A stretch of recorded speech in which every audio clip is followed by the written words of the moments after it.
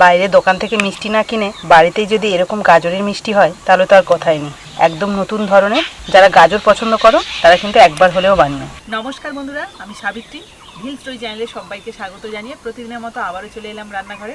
আর আজ আমি তোমাদের সাথে শেয়ার করব গাজরের একটা দারুণ মিষ্টি, যেটা দেখতে যেমন সুন্দর হয় আর খেতেও তো দারুণ সুস্বাদু হয়। গাজরের যে কোনো মিষ্টি কিন্তু দারুণ টেস্টফুল হয়, আর এই গাজরের মিষ্টিটা তো অসম্ভব সুন্দর। তো চলো শুরু থেকে শেষ অবধি ভিডিওটা দেখো, আশা করি তোমাদেরও ভালো লাগবে।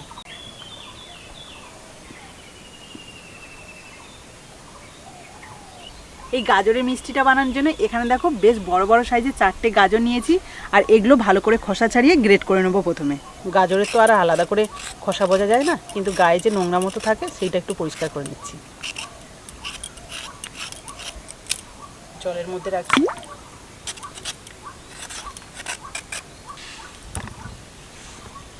সবগুলো গাজর ভালোভাবে পরিষ্কার করে নিলাম। এবার ভালো করে ধুয়ে গ্রেট করে নেব।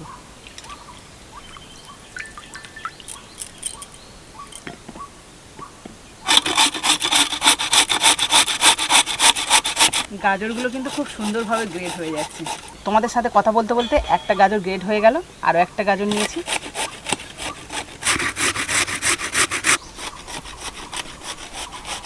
সম্পূর্ণ গাজরটা গ্রেট হয়ে গেছে, আর পাত্রটা পুরো ভরে গেছে দেখো। এবার এই গ্রেট করা গাজরটা আমি মিক্সিতে পেস্ট করে নেব।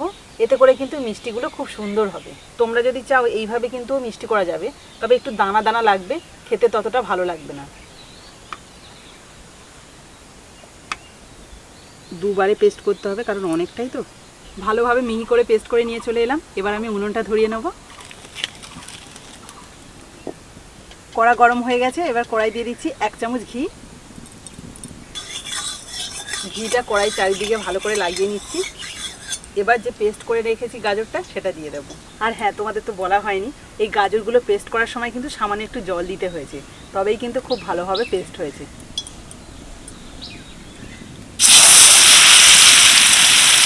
খুব জোরে উনুনটা ধরে উঠেছে বলে আমি কড়াটা নামিয়ে নিয়ে তারপর নেড়ে চেড়ে নিচ্ছি, তা না হলে পুড়ে যাওয়ার চান্স থাকতো।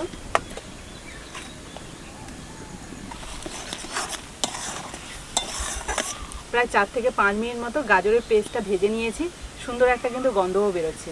এবার আমি এর মধ্যে দিয়ে দেবো লিকুইড দুধ। এখানে আমি হাফ গ্লাসের একটু বেশি দুধ নিয়েছি, সেটা পুরোটাই দিয়ে দিচ্ছি। আর দিয়ে দিচ্ছি এই যে ছোট বাটির 1 বাটির একটু কম সুজি।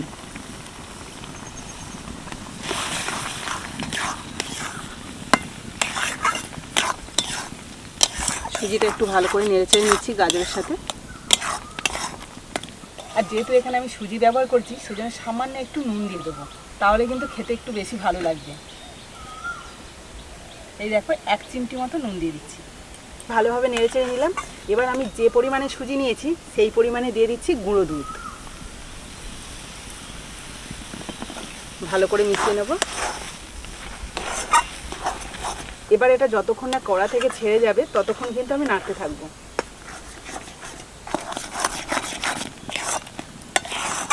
আমি প্রায় আরও 5 মিনিট ধরে নেড়ে ছেড়ে নিয়েছি।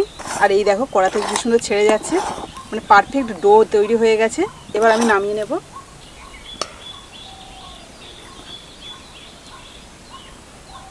নামিয়ে বেশ কিছুক্ষণ রেখেছিলাম, ভালোভাবে ঠান্ডা হয়ে গেছে। এবার আমি মিষ্টির শেপ দেব। আর তার জন্য দেখো হাতে একটু ঘি মেখে নিয়েছি। এই যে আমি কিছুটা অংশ নিলাম। এবার এটাকে 2 হাত দিয়ে এইভাবে গোল করে একটু লম্বা শেপ দেব। এই যে এইভাবে শেপ দেব। তোমরা চাইলে তোমাদের পছন্দ মতো শেপ দিতে পারো, তবে এই শেপটা কিন্তু বেশ দেখতে ভালো হয়। এই যে খুব বড় নয়, মানে লেংচার মতোই, কিন্তু লেংচার মতো অতটা বড় নয়, ওর থেকে অনেকটাই ছোট। তো চলো বাকি মিষ্টিগুলোর একইভাবে শেপ দিয়ে নিই।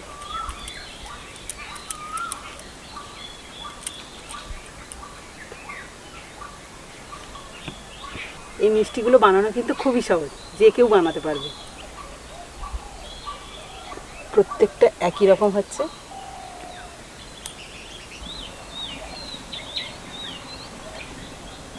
সবগুলো মিষ্টি শেপ দিয়ে নিয়েছি, আর দেখতে দেখো কত সুন্দর হয়েছে। তো চলো এবার আমি এই মিষ্টিগুলো ভেজে নেবো। তার জন্য কড়াইতে তেল আগে থেকে গরম করতে দিয়েছিলাম, ভালোভাবে গরম হয়ে গেছে। এবার এক এক করে এই মিষ্টি আমি তেলের মধ্যে দিয়ে দিচ্ছি। বেশ অনেকগুলো মিষ্টি কিন্তু একসাথে ভাজা যাচ্ছে। তেলটা একটুখানি ভালোভাবে মিষ্টির গায়ে লাগিয়ে নিচ্ছি। কে আসি? কি এত সন্ধে অবধি ঘুমালে? না আসো আমার সাথে, কোলে খুব ঘুমিয়েছ, চোখটা পুরো ফুলে গেছে। হ্যাঁ, দিদি দাদা কেউ ডেকে দেয়নি?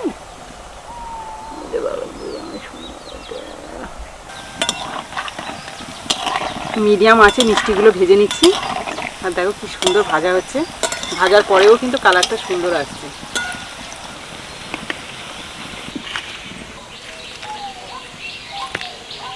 সবগুলো মিষ্টি দেখো খুব ভালোভাবে ভেজে নিয়েছি।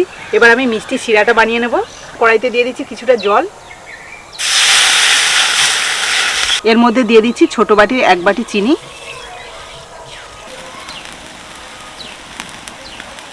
আমার ছেলে এসে কিন্তু দুটো ভাজা খেয়ে চলে গেছে, ওর ভাজাই বেশ ভালো লেগেছে। এখনো কিন্তু মিষ্টি শিরা দেওয়া হয়নি। তো এদিকে মিষ্টি শিরাটা ভালোভাবে রেডি হয়ে গেছে। এবার এই ভেজে রাখা মিষ্টিগুলো দিয়ে দেবো।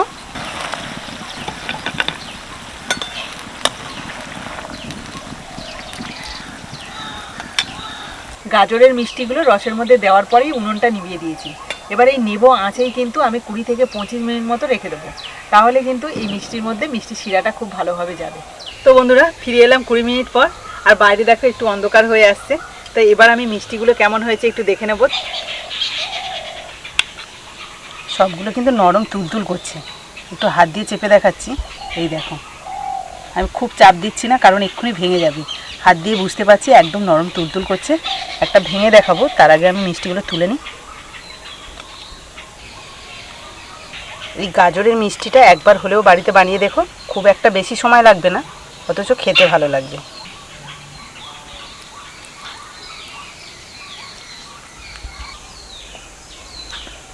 একটা মিষ্টি নিয়ে নিয়েছি, এবার তোমাদের কেটে দেখাই কতটা ভেতরটা নরম হয়েছে। উপরে এই যে চাপ দিলে বুঝতে পারছো মিষ্টির রসটা দেখো বেরিয়ে আসছে। আর এই যে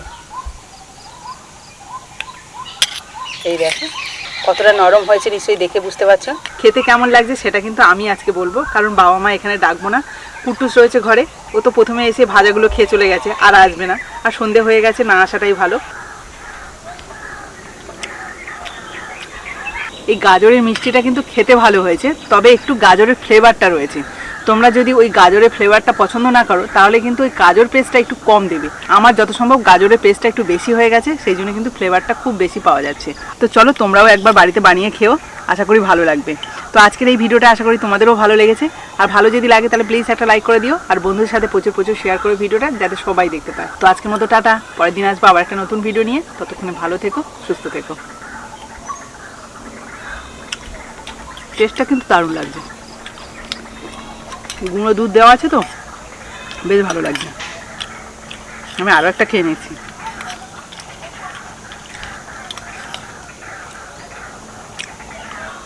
ছোট ছোট মিষ্টি এক গালেই চলে যাবে।